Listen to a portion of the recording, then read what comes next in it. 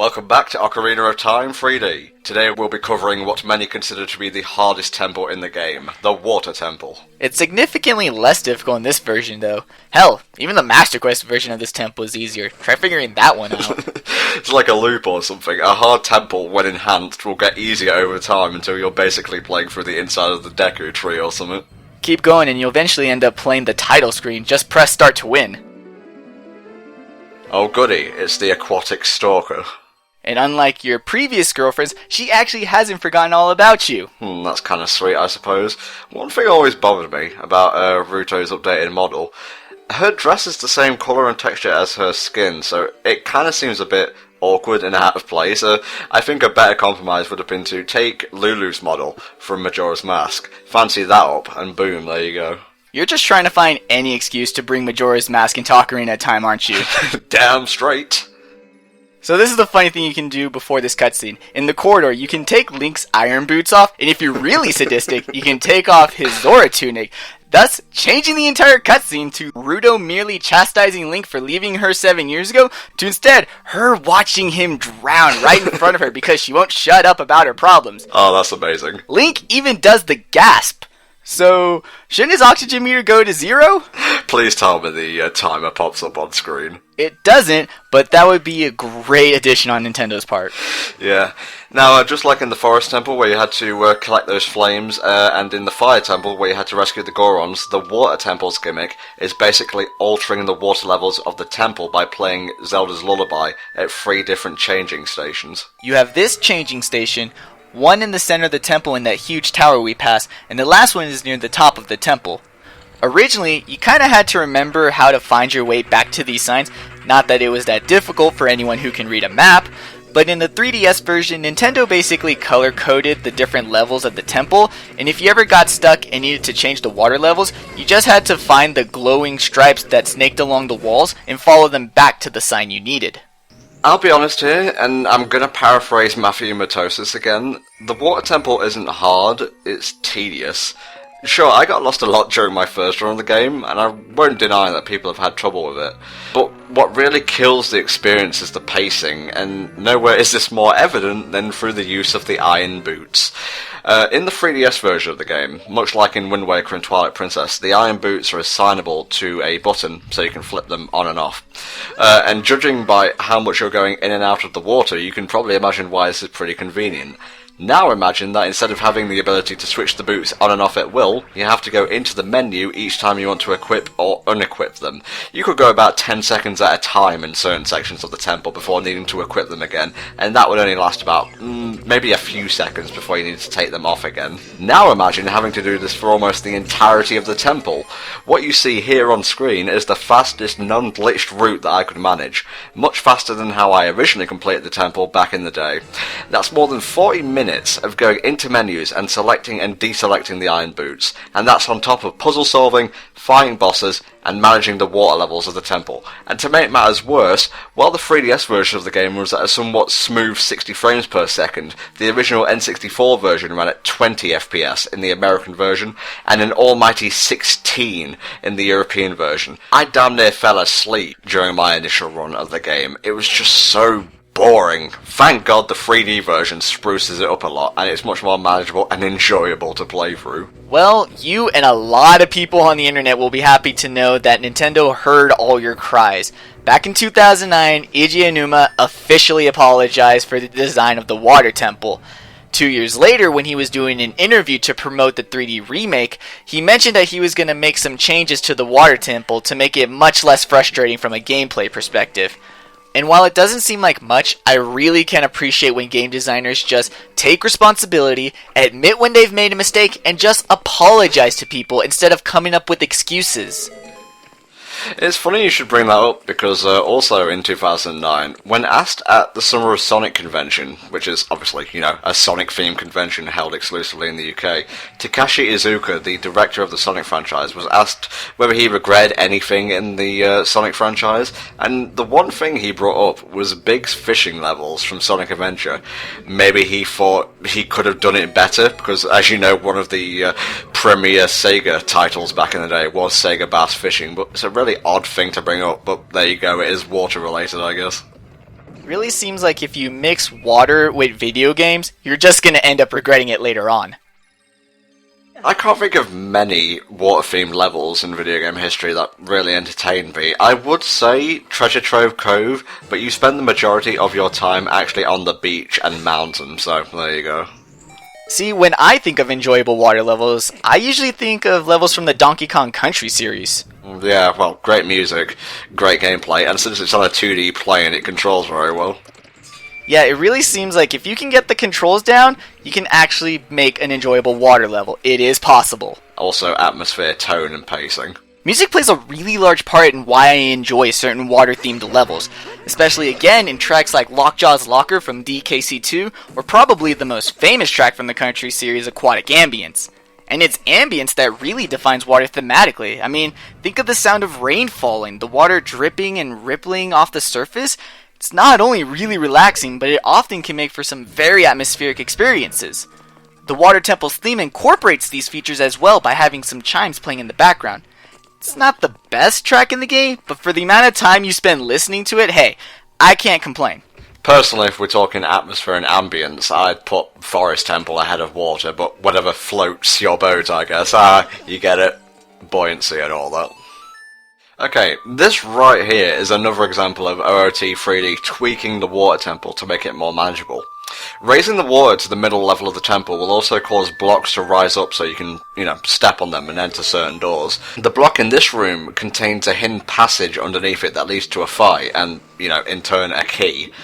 Here you got a cutscene showing you this, but in the original you didn't get anything. As such, this key is often one that most people miss, and to be honest, it's what gave me the most trouble during my initial run. It seems obvious now, but then again, most things do in hindsight, really.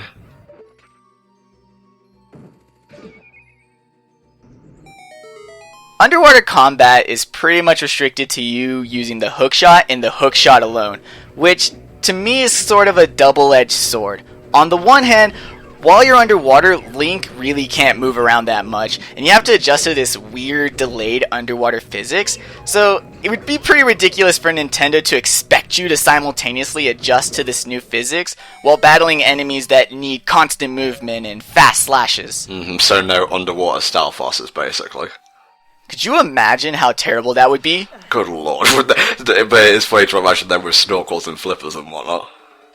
In place of their decrepit armor. Oh, it'd be hilarious. A Starfoss and scuba diving gear. Someone please with the mod community make that. The weak point is actually their oxygen tank. You strike it and they just shoot to the sky.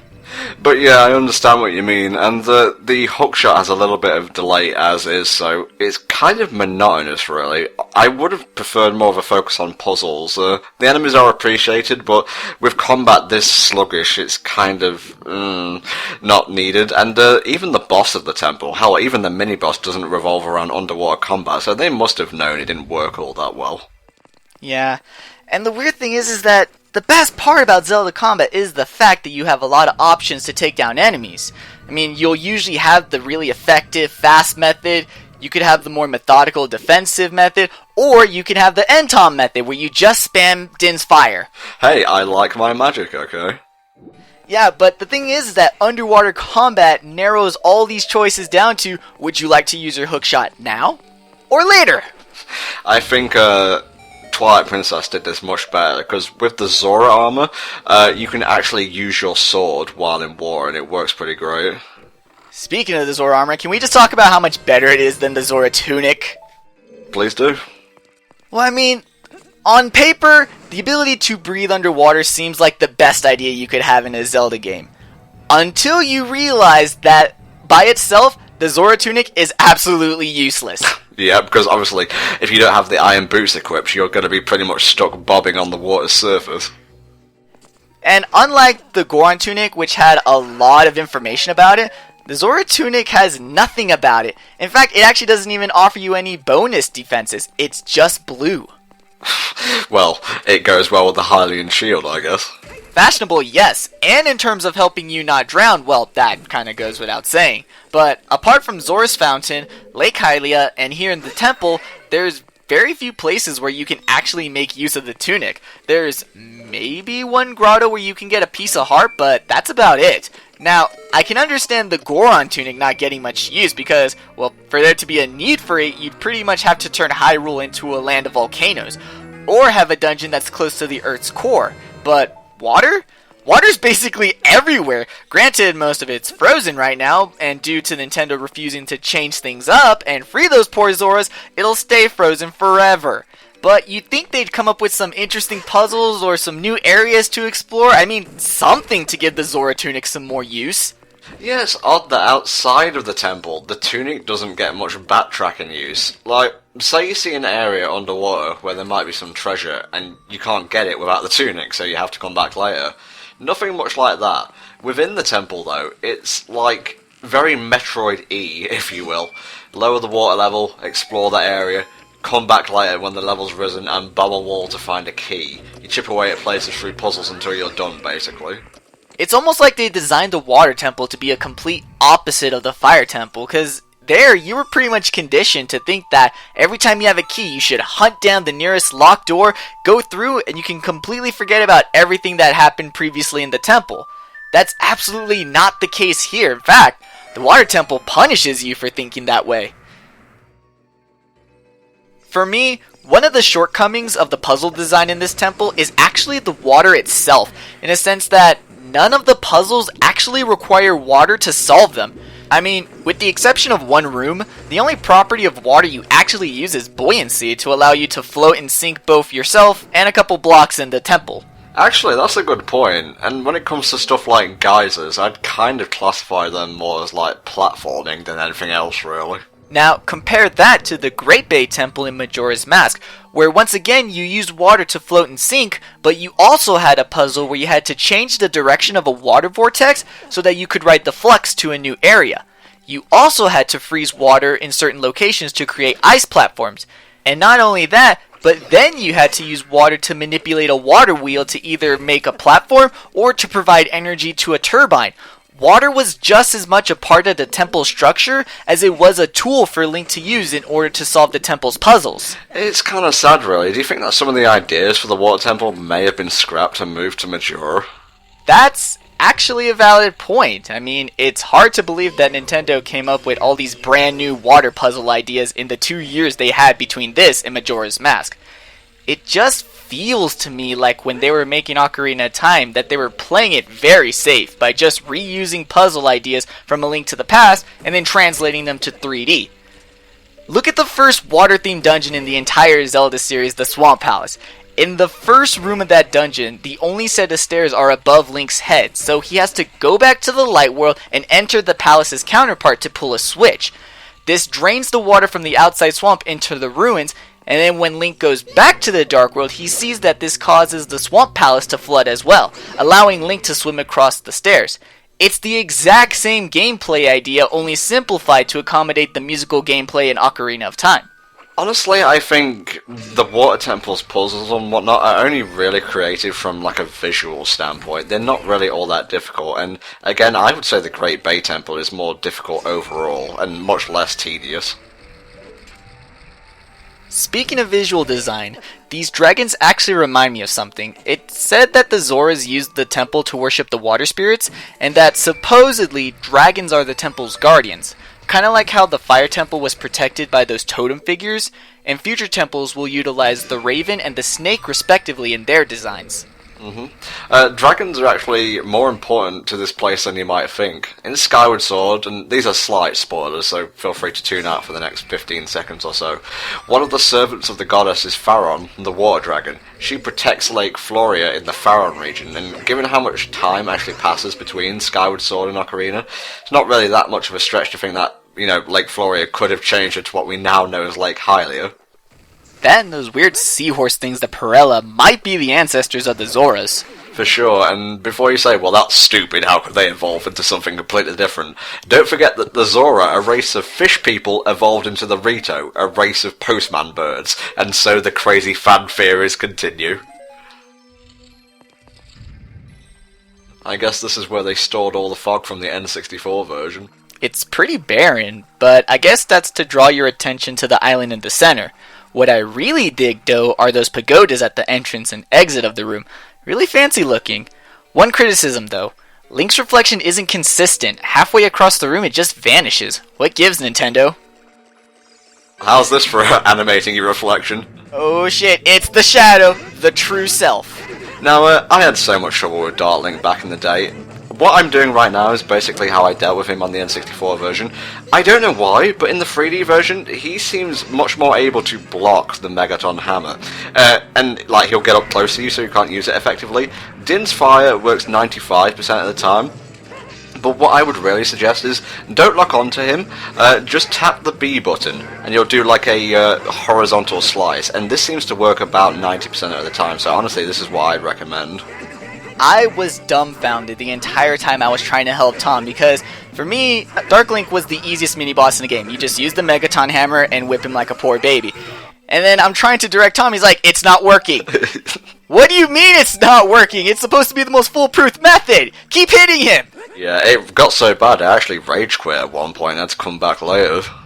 Well, you were trying to use magic to beat Dark Link. Ah yes, the cheap way. Glorious.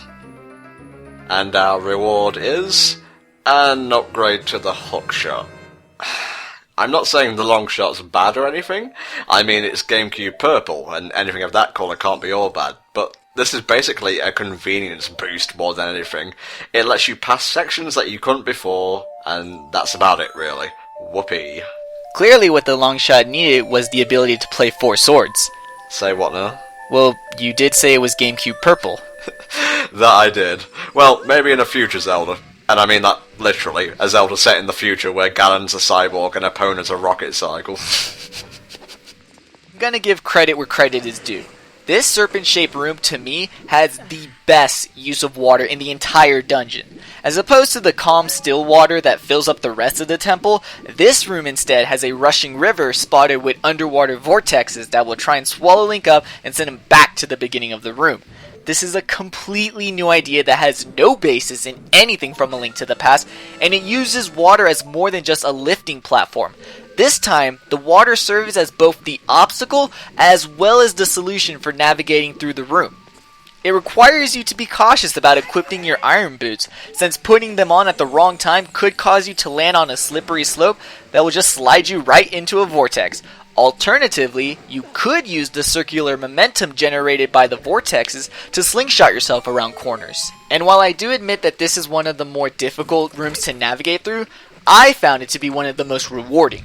Well, I don't think anything I could bring up could top a whirlpool-themed obstacle course, so why don't we move on to the Master Quest version of the dungeon? Okie dokie. The main talking points are that there's significantly less enemies, and they've moved a majority of the combat out of the water. The downside to this, you'll be fighting Dodongos and Stalfos instead of clams and spiky balls. Stalfosses? Well, I got half of my wish, I guess. I'm still waiting on the Aqua Stalfos variety, though. Next point, you get the long shot near the beginning of the temple, even before you fight Shadow Link. Any particular reason why? Are the puzzles moved around to take advantage of getting it earlier or something? Not really, unless you count the Whirlpool room back there, where they added some long shot targets. Otherwise, nope, it's just a random change. Last thing is that they removed a good chunk of the backtracking by having you revisit rooms less often, mostly the water changing stations. So, less enemies, more land-orientated combat, earlier long shot, and a more streamlined layout. Combine that with the 3D version of Master Quest, which is basically mirror mode on top of all the original Master Quest changes, and that actually sounds pretty cool, honestly. I forgot where I stopped in my run of the game, but I never ran into a Stalfos here. I guess that means I just beat the Fire Temple and put the game down for a break or something. I really do enjoy the aesthetic of this place. The clean, almost marble-looking walls and floors and the rocky ceiling give the dungeon the appearance of a subterranean palace. The temple's design actually reflects a lot about the Zoras themselves. Remember how the Fire Temple was built by the Gorons? Well, that temple consisted mostly of steel grates, stone pillars, and rope bridges. It was all really primitive construction material, but the temple looked like it was built more to withstand the pressure and heat of an active volcano than anything else. Meanwhile, the water temple, built by the proud Zoras, looks like it was built to be the most elegant and majestic of all the temples in Hyrule. MBM, ever the walking encyclopedia. But seriously though, the texture upgrades really make the water temple look great. And speaking of texture upgrades, and this will probably balloon off into a talk about the guy himself, Dark Link's updated textures actually make him look like one of the Dark Interlopers from Twilight Princess.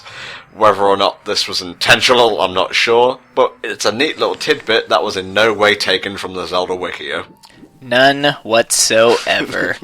But to me, Dark Link will always be the pathetically easy final boss from Adventure of Link. Seriously, all you had to do was stab him in the kneecaps. That, or he's just there to add more fuel to the rumor fire that Link is meant to be Peter Pan, since he also could interact with his shadow. Christ, Peter Pan. I've had my share of arguments against that line of thinking in my time, I'll tell you what. Oh, come on, the fairy, the tunic, all the signs are there, Tom.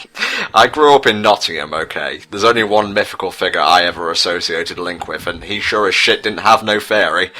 Bitchin' bow skills, though. Okay, since Tom got to say his anecdote about the water temple, is it time for me to tell everyone about my experiences with the water temple? May as well, mate. Not like there's much else to cover in this here water temple. Go for it. Alright, as much as I hate to admit it, yes, I got stuck at the water temple too.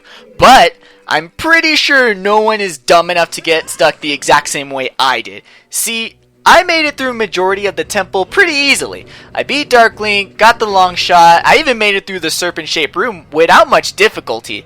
But then I needed to get the boss key. I knew exactly where it was and how to get there, but when I got to the room where the key was marked on my map, I learned that I was missing a small key.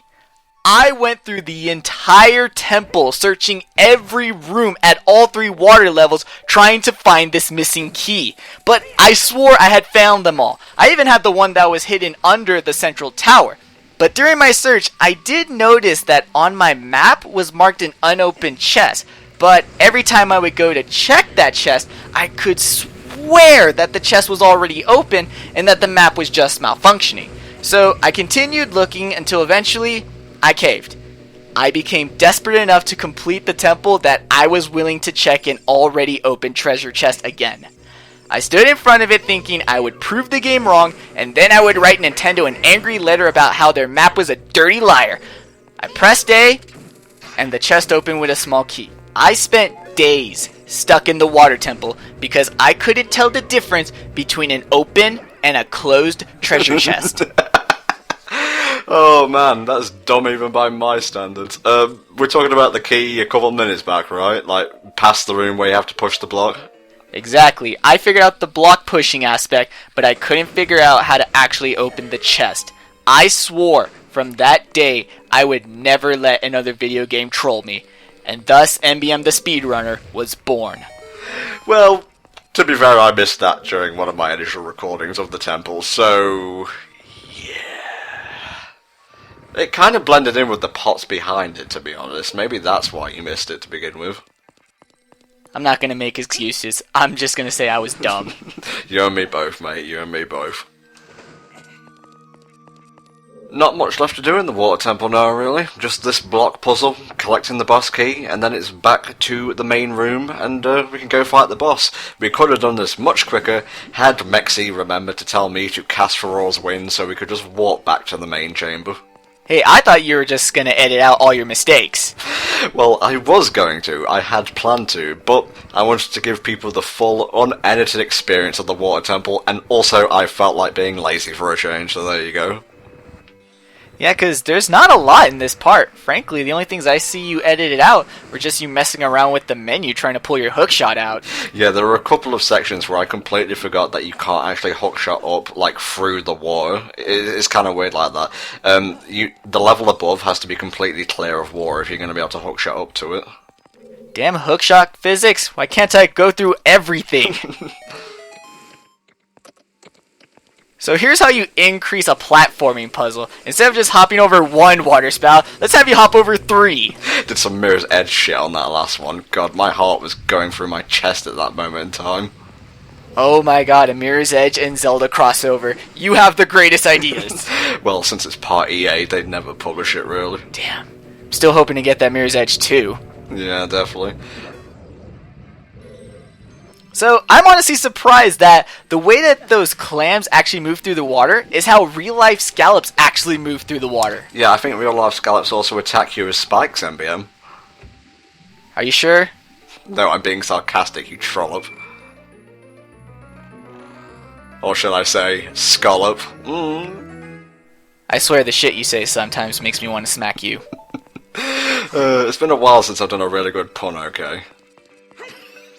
I love how the water temple just throws fairies at you at the end. It's like it's trying to apologize for everything that it's done to you before. It's like, sorry water temple, you can't apologize now. It's too late. I've moved on. Oh, that is just dickish. That is dickish enemy placement right there. How are you supposed to avoid that? I have no idea, but luckily you paid him back by actually hookshotting him through his back. What can I say? That's just how the fuck I get down.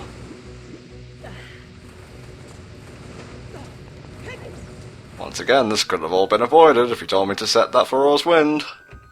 Hey, don't blame me. Blame the paste bin I made. I'm the best guide ever, make no mistakes.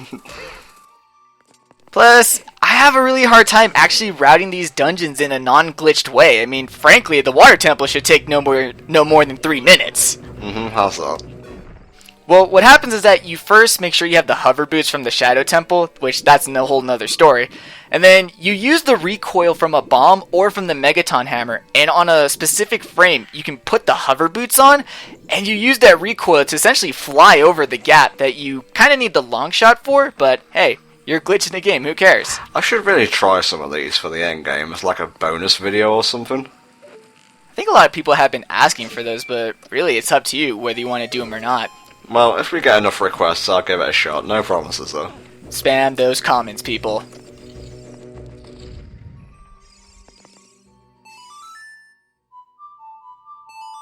Here's the final water changing station. If you've been keeping count for the whole part, we've had to play the lullaby 6 times. Again, a quick select for the lullaby would have been most appreciated, but I think at this point, the lullaby is ingrained into my mind. Compare how fast I'm playing it now to how fast I played it at the beginning of the playthrough. So how much will it take for you to be able to play all the songs that fast? I think by the end of Ocarina of Time, I'll be able to play a Dragon Force song on the Ocarina.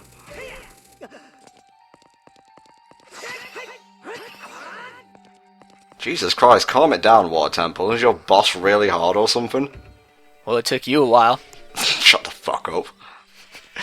But here's the most dangerous room in the entire temple. I don't know why they threw in a slidey slope platform at the very end. It's like, Water Temple, you've thrown everything at me already. What the hell is this? Yeah, it just smacks of padding in an already kinda tedious temple, really.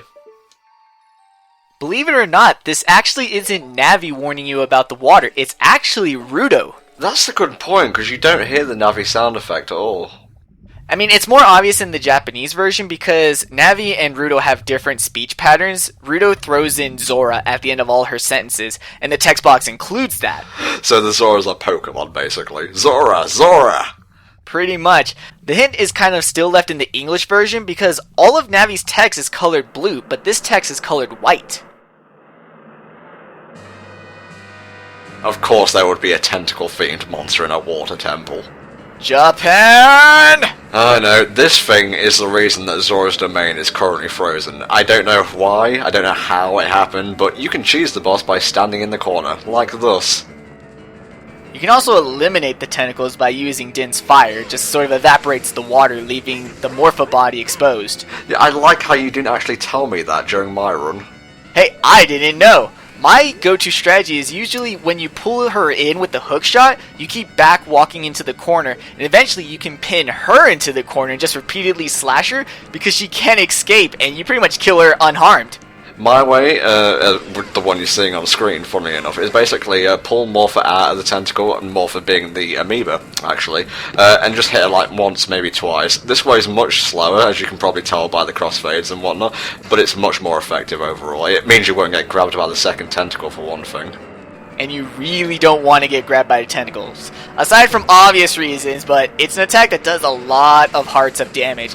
It includes an entire cutscene where the tentacle starts shaking Link around, and it causes hearts for the entire cutscene. So not only do you want to avoid it in terms of damage and whatnot, if you're speedrunning the temple, that's pretty much a reset point right there.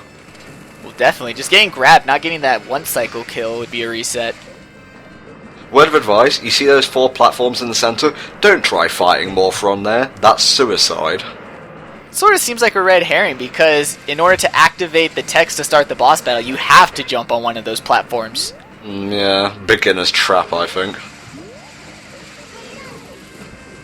Morpha also got a color change too in the version 1.2. Originally she's red and blue, but in later versions they made her red and white. I guess to have her stick out of the water more easily.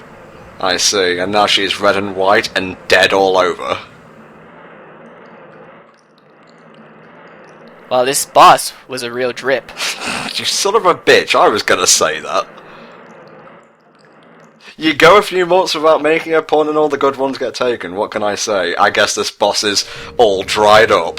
Yeah! Link equips sunglasses, flips them on and off, much easier in the 3D version. Yeah, Nintendo, why has Link yet to get an equipable sunglasses? Yeah, you had it in Super Mario Sunshine, put it in the Zelda series. Oh, thank God, we are done. Now let us never speak of the Water Temple ever again. Speak of the what now? Exactly.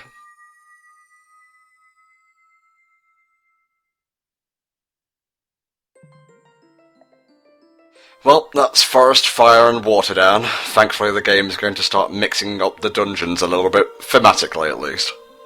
We're not quite done with water, actually. The center of the Temple of Light is pretty much Ruto's home away from home.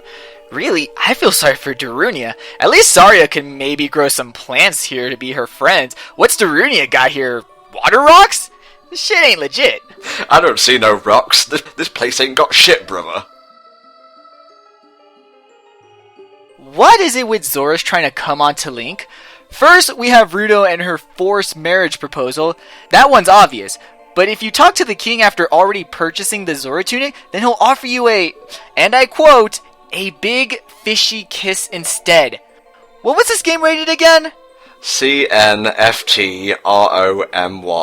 Constant nightmares for the rest of my life. We kind of already brought up in the last part how there's a snowflake on the water medallion and how that alludes to the fact that the water temple was originally designed to be an ice-themed temple. Instead, let's talk about the fact that if you look at the bottom of a bottle of Mountain Dew, or any soda really, you'll see the exact same marks. Coincidence? I think so. Don't do the do, Link. Morpha did, and she's dead now. Being a temple boss, not even once.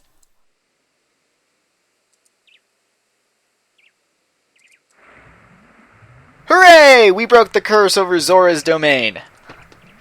Although, if the place is going to remain frozen, just where exactly is all this water coming from? Morpha dried up, so it can't be because of her. And she only froze the domain, so the water should be flowing naturally from it now. Maybe it's from inside the temple?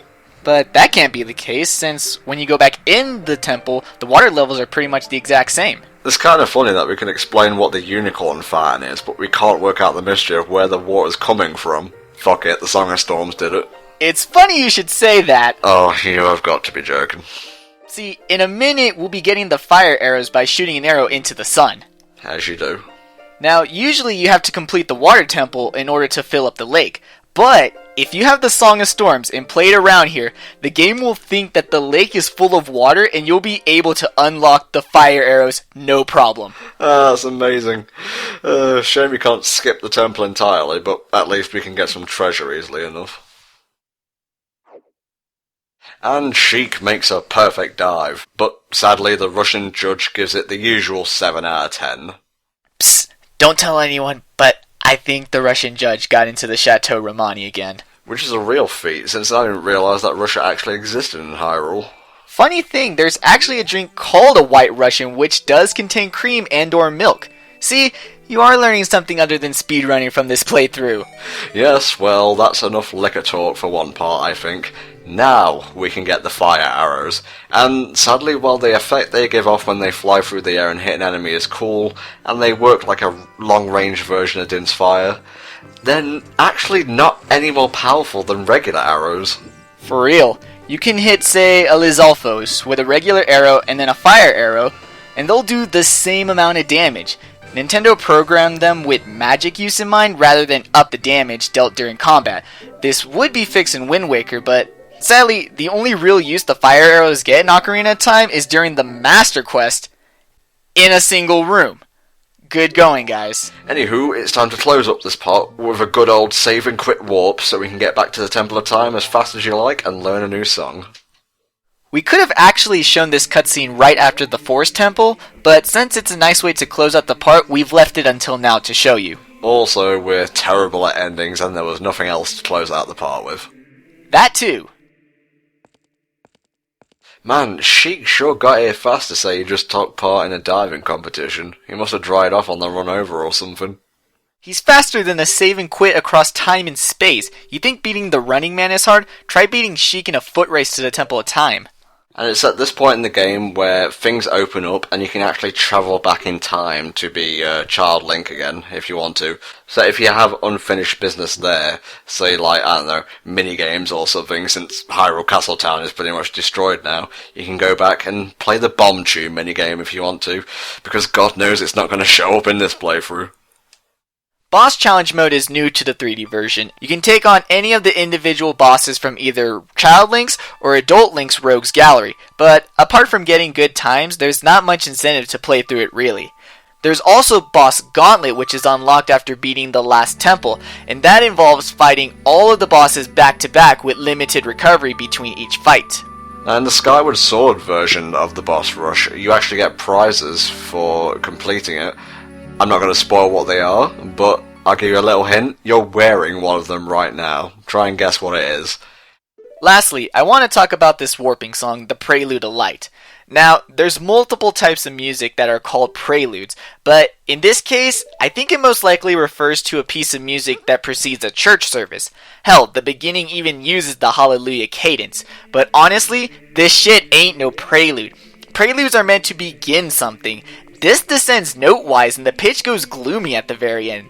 This is a conclude if anything else. Conclude indeed, Mexi. Thanks for watching. See you all next time. Bye bye.